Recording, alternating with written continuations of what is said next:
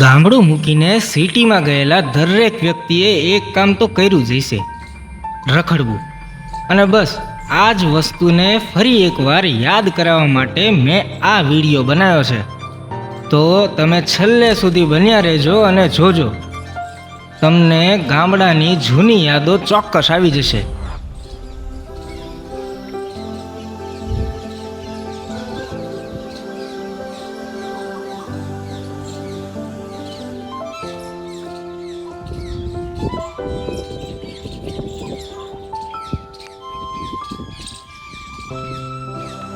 તમને આ વાંકા ચૂકા અને ખાડા ખડિયાવાળા રસ્તા તો યાદ જ હશે. અને કુદરતની કરામત તો જુઓ, વરસાદને લીધે ઝરણાનું આ ખળખળ થતું પાણી, મીઠી માટીની સુગંધ અને ઠંડો ઠંડો પવન.